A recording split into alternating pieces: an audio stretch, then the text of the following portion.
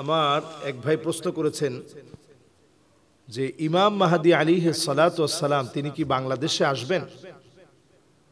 অত্যন্ত গুরুত্বপূর্ণ বলে আমি মনে করছি, কারণ এখন একটা ট্রেন্ডিং হয়ে গিয়েছে যে ইমাম মাহদী সম্পর্কে জানার আমাদের বিরাট আগ্রহ, এবং এই বিষয়টা এত চমকপ্রদ বলে আমি মনে করি যুবকরা খুব বেশি আগ্রহী। এটাকে কিন্তু নেগেটিভভাবে নেওয়ার কোনো সুযোগ নেই, এটাকে পজিটিভভাবেই নিতে হবে।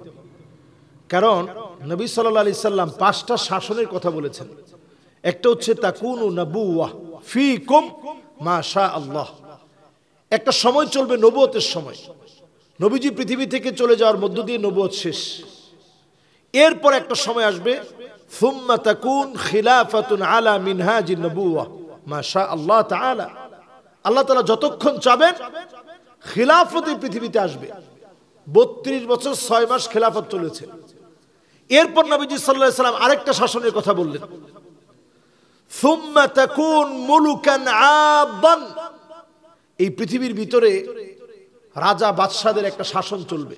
আমরা দেখছি যে উমাবি শাসক, এরপরে আব্বাসীয় খিলাফা, অটোমান সম্রাটদের বিশাল হিস্ট্রিক্যাল বিরাট বর্ণাঢ্য ইতিহাস, ইউরোপে আমাদের শাসন। এরপরে নবীজি সাল্লাল্লাহু আলাইহি সাল্লাম বলছেন যে সুম্মা ইয়ারফাউহাল্লাহ, আল্লাহ তাআলা তখন এটা উঠায় নেবেন একটা সময়। এরপরে এই পৃথিবীতে আসবে সুম্মা তাকুনু মুলুকান জাবারিয়্যাহ, স্বৈরা শাসক এই পৃথিবীতে আসবে, তারা এই পৃথিবীর মধ্যে শাসন করবে। এই পৃথিবীর ভিতরে এমন একটা অবস্থা হবে সব দিকে স্বৈরা শাসকরা ভরে যাবে। 57টা মুসলিম দেশে দেখেন আপনি, অন্যগুলো বাদ দেন, কি পরিমাণ স্বৈরা শাসক জুলুম চালাচ্ছে আপনি একটু মিলায় দেখেন মুসলিম দেশগুলোতে। আমেরিকা মেক্সিকোতে প্রবেশের ক্ষেত্রে যে নিষেধাজ্ঞা আমেরিকার চালু করা, মেক্সিকোতে আমেরিকার যে নিষেধাজ্ঞা চলছে, এবং মেক্সিকোর নাগরিকরা সেখানে যাওয়ার ক্ষেত্রে যে বাধা বিপত্তি, দক্ষিণ কোরিয়া উত্তর কোরিয়া পাশাপাশি দেশ হওয়ার পরেও একজনের ছায়া একজন দেখতে পারে না।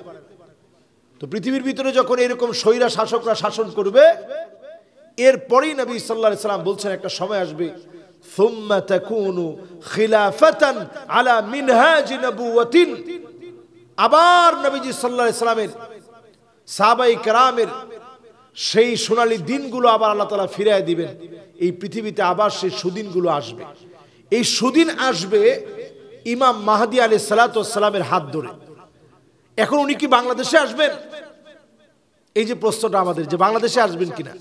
হ্যাঁ, তিনি যখন এই বেল্টে যখন তিনি কাজ করবেন, এই বেল্টে যখন উনি এই বেল্টের মানুষকে নিয়ে যখন তিনি কাজ করবেন, অবশ্যই তখন হামাগুড়ি দিয়ে হলেও আমাদের দেশের মানুষ উনাকে পাওয়ার জন্য চলে যাবে, এবং সেই সময়টা এত সহজ হবে না। মানুষের রক্তগুলা টাকনু পর্যন্ত পৌঁছায় যাবে। মুসলমানরা এত পরিমাণ মাজলুম হতে হতে ত্রাহি ত্রাহি করবে।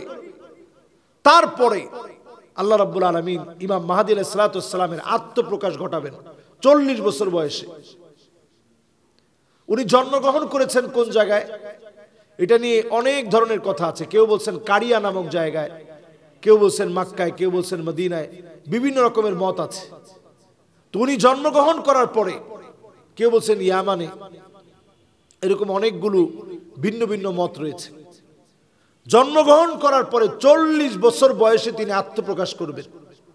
আত্মপ্রকাশ করার পর সারা দুনিয়াকে, মুসলমানদেরকে তিনি বায়াত দিবেন।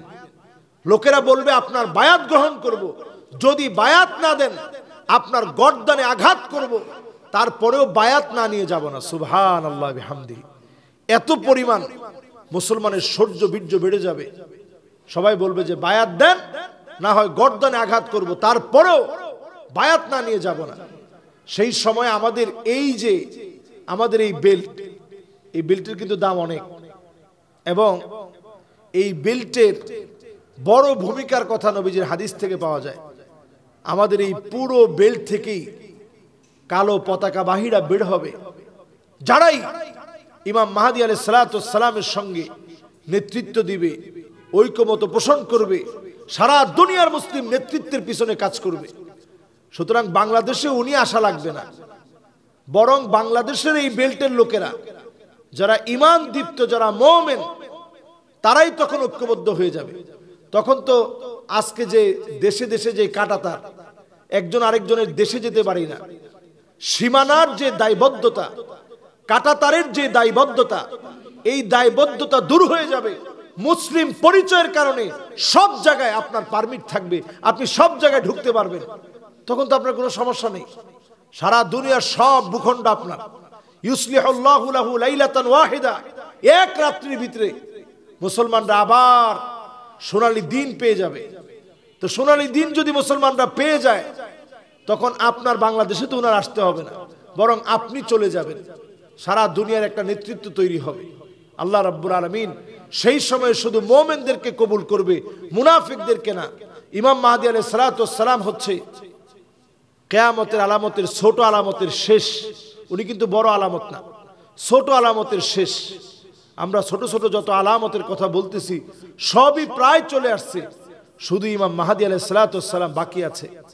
উনি আসার আগে যে প্রেক্ষাপট তৈরি হওয়ার কথা, আমি অধিকাংশ হাদিস পড়ে দেখছি, মাত্র কয়েকটা হাদিস ছাড়া সব চলে আসছে।